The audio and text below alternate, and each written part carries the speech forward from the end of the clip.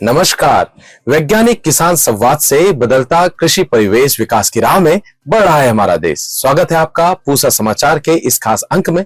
मैं डॉक्टर गिरिजेश सिंह महारा, वरिष्ठ वैज्ञानिक कृषि प्रसार संभाग, एवं मैं डॉक्टर सुभाश्री साहू, वैज्ञानिक कृषि प्रसार पूसा संस्थान की ओर से सभी दर्शकों का पूसा समाचार में हार्दिक स्वागत करते हैं। आज हम दर्शकों को मृदा में पोषक तत्व प्रबंधन एवं फसल अवशेषों से वर्मी कंपोस्ट बनाने की तकनीकी जानकारी देंगे। आगे बढ़ने से पहले आप सभी दर्शकों से हम अनुरोध करते हैं कि आप हमारे YouTube चैनल को सब्सक्राइब करें तथा बेल आइकन को अवश्य दबाएं ताकि हमारे द्वारा अपलोड किए गए वीडियो सबसे पहले आप तक पहुंचे। किसान भाइयों, मृदा स्वास्थ्य प्रबंधन एवं संतुलित उर्वरक उपयोग कृषि में बहुत महत्वपूर्ण है। संतुलित उर्वरक उपयोग मिट्टी की सेहत बनाए रखने का सबसे महत्वपूर्ण उपाय भी है। भारत सरकार की यह प्राथमिकता भी है, इसलिए ICAR संस्थानों, कृषि विज्ञान केंद्रों और राज्य कृषि विश्वविद्यालय के माध्यम से मेरा गांव मेरा गौरव MGMG पहल के अंतर्गत एक राष्ट्रव्यापी अभियान संचालित किया जा रहा है, जिसका उद्देश्य उत्पादन से समझौता किए बिना उर्वरकों के उपयोग को संतुलित करना है। अभियान के तहत पूरे देश में बड़े स्तर पर जागरूकता कार्यक्रम आयोजित किए जा रहे हैं, जिनमें शिविर, संगोष्ठी, किसान बैठकें, फील्ड डे शामिल है। इन कार्यक्रमों के जरिए देश के किसानों तक सीधा संदेश पहुंचाना है कि उर्वरक का संतुलित उपयोग कैसे किया जाए। भारतीय कृषि अनुसंधान संस्थान नई दिल्ली के वैज्ञानिक मेरा गांव मेरा गौरव पहल के अंतर्गत लगातार गांव में जाकर किसानों से इस महत्वपूर्ण विषय पर संगोष्ठी कर रहे हैं तथा सीधा संवाद स्थापित कर रहे हैं। संतुलित उर्वरक उपयोग मिट्टी की सेहत बनाए रखने का सबसे महत्वपूर्ण उपाय है। किसान भाइयों को चाहिए कि वे मृदा परीक्षण के आधार पर ही उर्वरकों का प्रयोग करें ताकि फसल को आवश्यक पोषक तत्व सही मात्रा में मिल सके। किसान भाइयों, आइए आपको मिलवाते हैं हमारे विशेषज्ञ से, जो आपको स्वस्थ मृदा हेतु पोषक तत्व प्रबंधन की विस्तृत जानकारी देंगे। किसान भाइयों नमस्कार। आज का जो विषय है वो है एकीकृत पोषक तत्व प्रबंधन। आप एकीकृत पोषक तत्व प्रबंधन से समझ सकते हैं कि इसमें हम मृदा की उर्वरकता और उत्पादकता बनाए रखने के लिए ऐसे पोषक तत्वों का प्रबंधन करें जिसमें हमारे ऑर्गेनिक और इनऑर्गेनिक, जो हम कहते हैं कि खाद और हमारे जो फर्टिलाइजर है, उसका हम कैसे और किस प्रोपोर्शन में उपयोग करें, इसके बारे में हम आज आपसे बात करेंगे।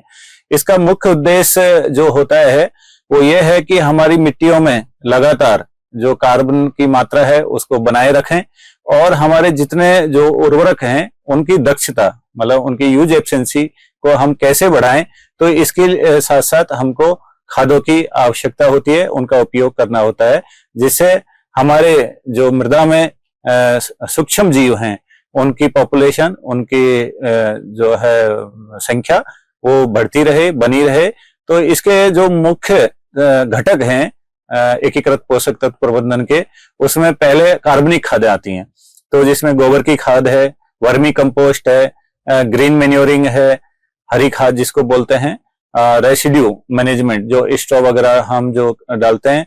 फिर हमारे नॉन कन्वेंशन सोर्सेस हैं, जैसे हमारा प्रेस मड है जो हमारी शुगर केन फैक्ट्री से आता है।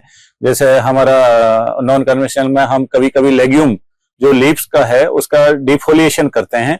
इसके लिए हम लोगों ने तकनीकी निकाली है, जिस पद्धति के अनुसार हम 10% यूरिया सॉल्यूशन का स्प्रे करके जितनी भी हमारी लेग्यूम क्रॉप हम करते हैं उस पर स्प्रे करके उसकी सभी पत्तियों को गिराकर उसको हम खाद के रूप में उपयोग करते हैं और उससे हम दोहरा लाभ ले सकते हैं। पहला कि उसमें जो भी हमारा जो दाना है, जो हमारी इकोनॉमिक उपज है, उसको भी लेते हैं, साथ ही साथ उसकी पत्तियों को गिरा के हम अच्छे खाद का मिट्टियों में उपयोग कर सकते हैं।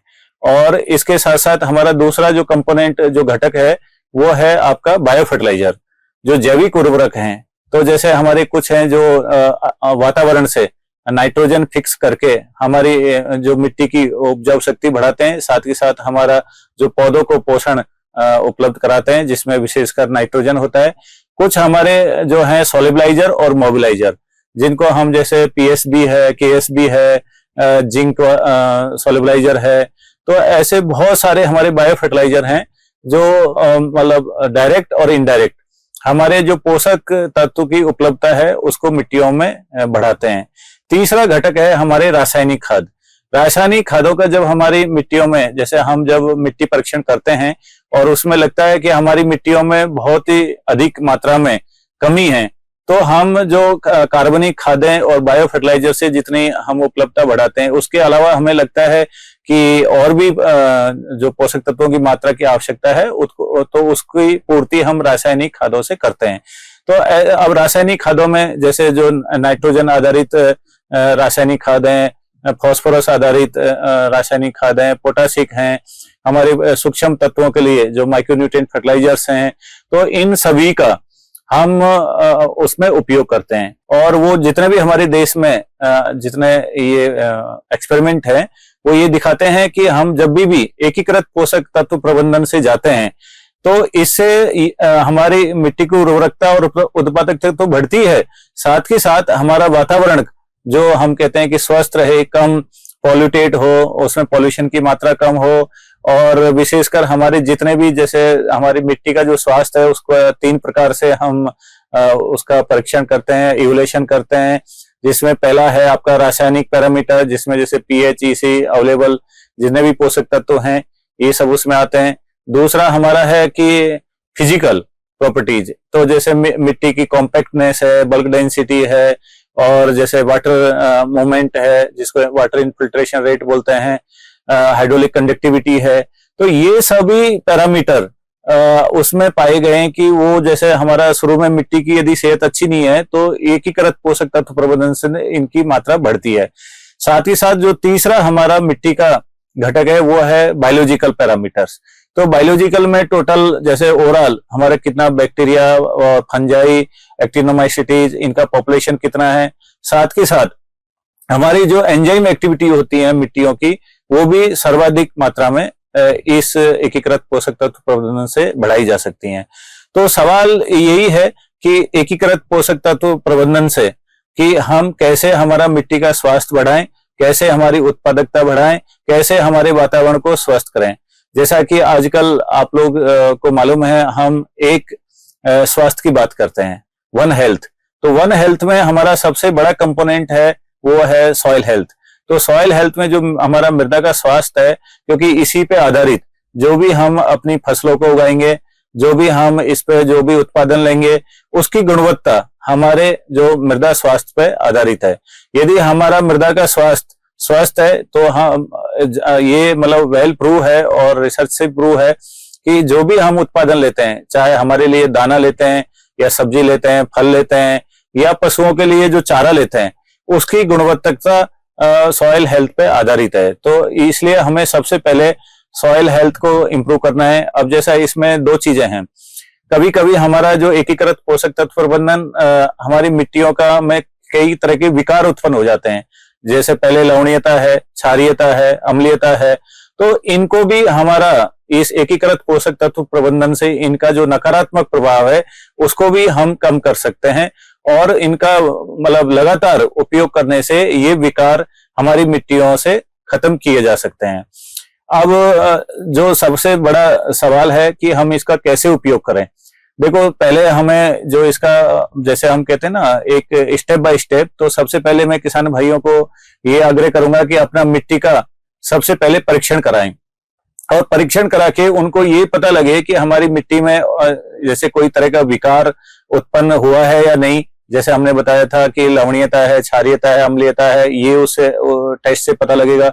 दूसरा, हमारे पोषक तत्व जितने मिट्टी में हैं उनका पहले से क्या लेवल है, मतलब उसको कितना और उर्वरक की आवश्यकता होती है। अब देखो, जैसा आप जानते हैं कि अलग अलग फसल को अलग अलग तरह के पोषक तत्व और उनकी मात्रा का आवश्यकता होती है। जैसे हम सीरियल फसल की बात करें, जैसे हमारा गेहूं है, चावल है, मक्का है, जितनी सीरियल फसल हैं इनको सबसे अधिक मात्रा में पोषक तत्वों की आवश्यकता होती है। लेकिन जैसे ही हम पल्स की बात करेंगे, दलहनी फसलों की, तो इनमें पोषक तत्वों की जो आवश्यकता होती है वो कम होती है। तो कभी कभी हमें, जैसे मान लो ऑलरेडी हमारा पोषक तत्व का लेवल मिट्टियों में अच्छा है, तो हम ऑर्गेनिक जो हमारे सोर्स हैं जो पोषक तत्वों के सोर्स हैं उनसे हम पूर्ति कर सकते हैं। लेकिन जैसे ही हम ज्यादा आवश्यक वाली क्रॉप लेंगे जैसे सीरियल्स वगैरह, तो हमें उसके ऑर्गेनिक खादों के साथ साथ हमें मतलब रासायनिक उर्वरकों को भी उपयोग करना पड़ेगा। और मैं किसान भाइयों को एक और बात बताना चाहता हूं कि इसमें ऐसा नहीं है, हमारा जैसे जैविक जो खादें हैं, कार्बनिक खादें हैं, उनका जो सबसे बड़ा उपयोग है, क्योंकि हमारी मिट्टियों में लाखों की संख्या में जो सूक्ष्म जीव हैं उनका मुख्य भोजन उनका कार्बनिक पदार्थ होता है। तो जैसे हम ऑर्गेनिक खादें, कार्बनिक खादें डालते हैं तो ये पहला उसमें मिट्टियों के में हमारा उनका फूड का काम करता है, और जब उनका फूड और न्यूट्रिशन होगा तो वो अपना मिट्टी के लिए कार्य करेंगे।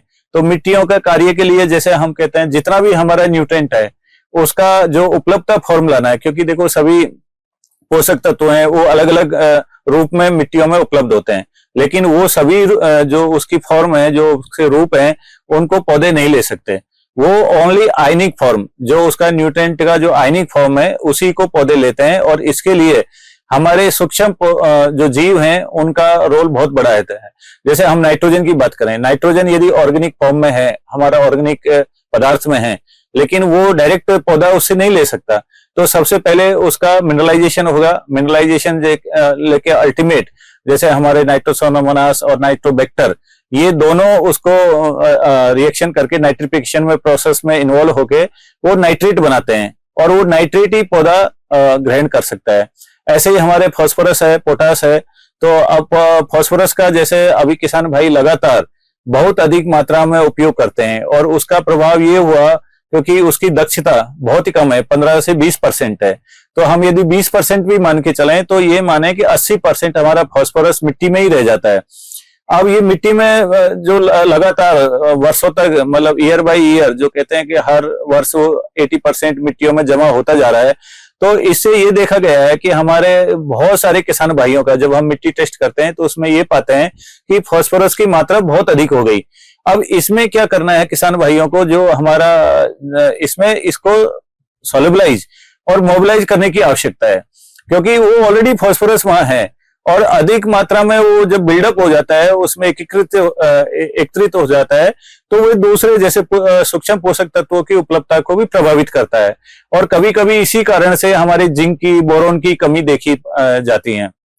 तो किसान भाइयों को क्या करना है कि जितने बायो फर्टिलाइजर हैं, जैसे जिसमें हमारा माइक्रोराइजा एक है और पीएसबी जो फॉस्फेट सोल्युबलाइजिंग बैक्टीरिया हम बोलते हैं, इनका उपयोग हमें करना है। तो इससे उपयोग करने से हमने ये पाया है कि कभी कभी हम 50% हमारा फास्फोरस का जो मात्रा है उसको कम कर सकते हैं, और जब बहुत अधिक है तो हम वहां पे 25% ही डाल के 75% हम यदि हमारा बायो फर्टिलाइजर का उपयोग करके, ऑर्गेनिक मैन्योर और इनका उपयोग करके हम उसको सोल्युबलाइज एंड मोबिलाइज करके हमारे जो पौधों की जो आवश्यकता होती है फास्फोरस की, वो पूर्ति कर सकते हैं। तीसरा हमारा आता है पोटास। पोटास में अभी किसान भाइयों को जैसा आपको ज्यादातर ये देखा गया है कि हमारा जो रेसिड्यू है, किसान भाई उसको या तो खेत में जला देते हैं या उसका खेत से निकाल के बाहर डाल देते हैं। तो ये बहुत ही गलत है, क्योंकि हम यदि मान लो जिन किसान भाइयों के पास मैन्योर नहीं है या जैसे कंपोस्ट, वरी कंपोस्ट की व्यवस्था नहीं है, तो जो हमारी जो हम कहते हैं कंजर्वेशन एग्रीकल्चर, तो उसमें क्या होता है, मिनिमम टीलेज और रेसिड्यू रिटेंशन हम करते हैं। अब जो रेसिड्यू आपके पास अवेलेबल है खेत में, उसको खेत पे ही जैसे आप कम से कम जुताई करके उसको रिटेन करें, तो आपका जो रेसिड्यू है, क्रॉप रेसिड्यू है, ये पोटास के लिए बहुत ही अच्छा सोर्स है। और लगातार जो किसान भाई जैसे रेसिड्यू मैनेजमेंट करते हैं या ऑर्गेनिक खादों का उपयोग करते हैं, उनका यहाँ ये पाया गया है कि पोटास की कमी बहुत ही कम मात्रा में पाई जाती है। चौथा हमारा जो सबसे इंपॉर्टेंट कंपोनेंट है वो है सूक्ष्म पोषक तत्व। सूक्ष्म पोषक तत्वों में जैसे आपका जिंक है, आयरन है, मैग्नीज है, कॉपर है, बोरोन है। अभी हम ये देखें, हमारी इंडियन सॉइल्स में सबसे ज्यादा जो कमी है वो जिंक की पाई जाती है, और जिंक के बाद दूसरा नंबर बोरोन का है। और इनकी उपलब्धता का यदि हम रिलेशनशिप देखें हमारे कार्बनिक, ऑर्गेनिक कार्बन कंटेंट से, तो एकदम पॉजिटिव है। और पॉजिटिव का मतलब यह है कि जैसे आप कार्बन की मात्रा मिट्टियों में बढ़ाते हो, वैसे वैसे आपका ये सूक्ष्म जो पोषक तत्व हैं इनकी उपलब्धता भी बढ़ती है। हम अपन को ये बता रहे थे, तो जो दीर्घकालीन जो उर्वरक हमारे प्रबंधन के जो एक्सपेरिमेंट है, और वो ये इंडिकेट करते हैं कि जब भी हम एकीकृत पोषक तत्व प्रबंधन पर आधारित रहते हैं या ये मैनेजमेंट करते हैं तो हमारे पोषक तत्व जो सूक्ष्म पोषक तत्वों की कमी बहुत ही कम मात्रा में पाई गई है।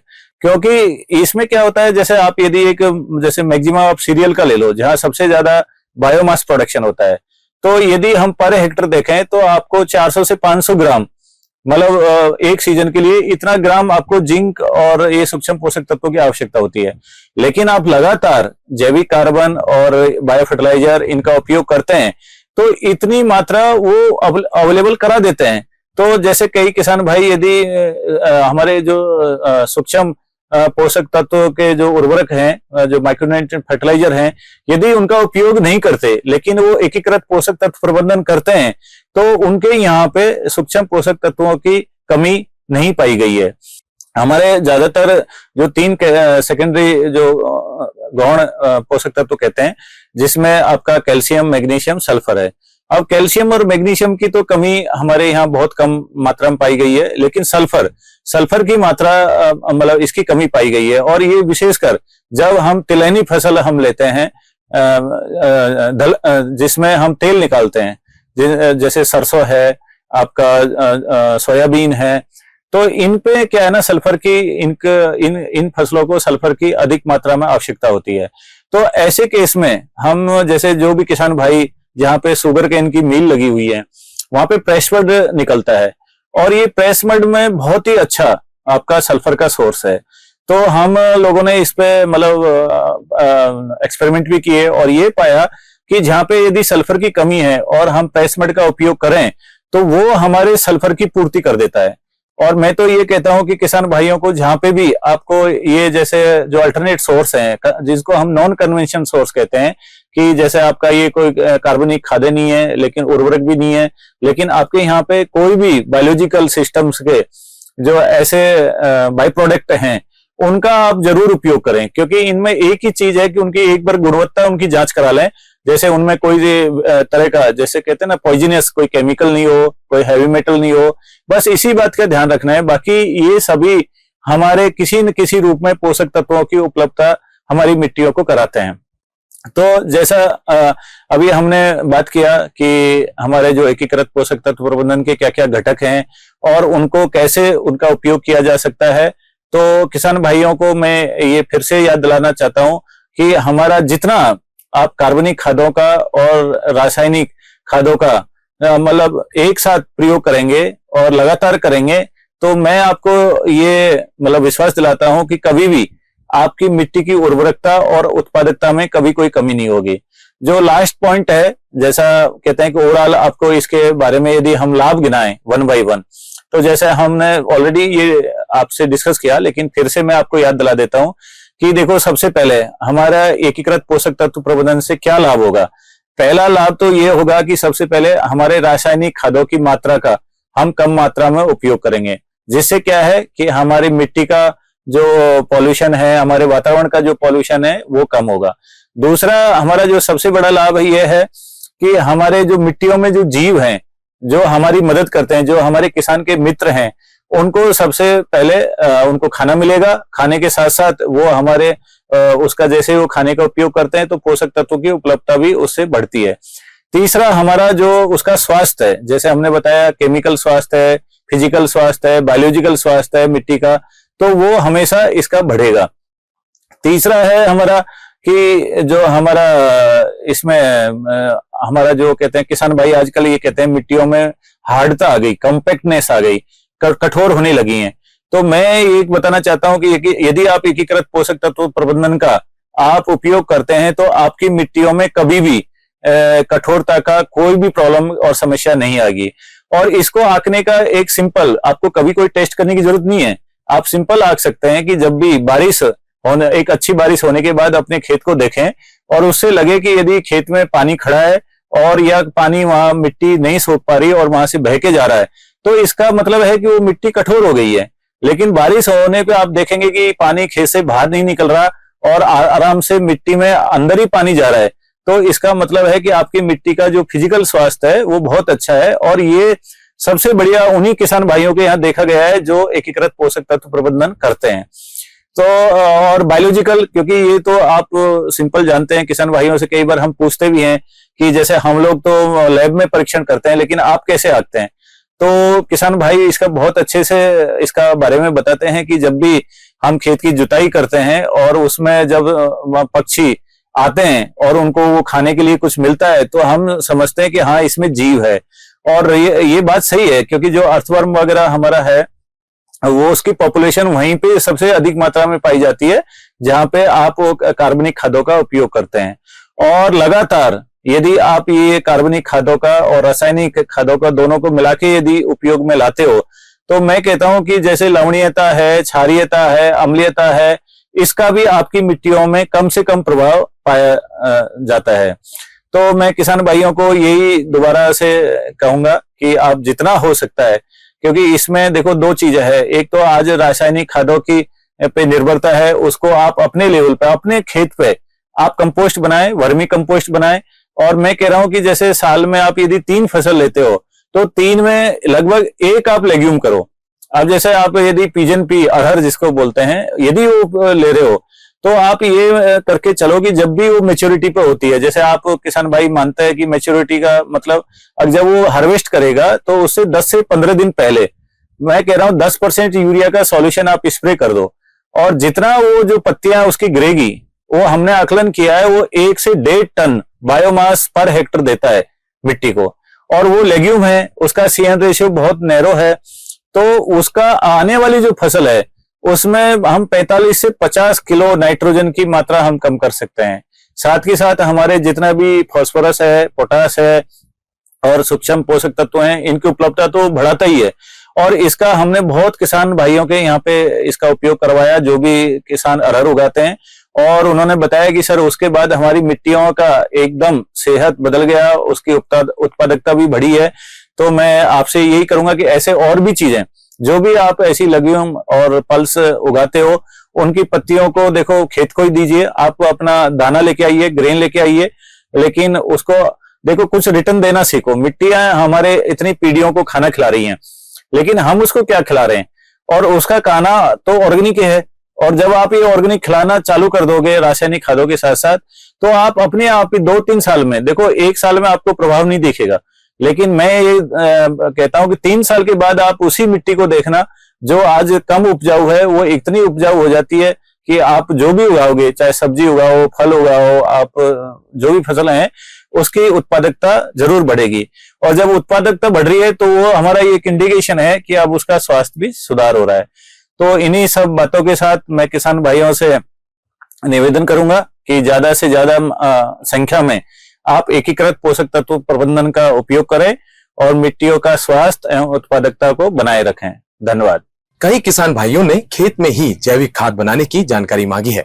आजकल जैविक खेती की ओर किसानों का रुझान बढ़ रहा है, परंतु सही समय पर उत्तम जैविक खाद का मिलना एक प्रमुख चुनौती भी है। जैविक खाद के विभिन्न विकल्पों में वर्मी कंपोस्ट एक महत्वपूर्ण स्रोत है। इसी के साथ यह युवाओं को उद्यमिता का अवसर भी प्रदान करता है।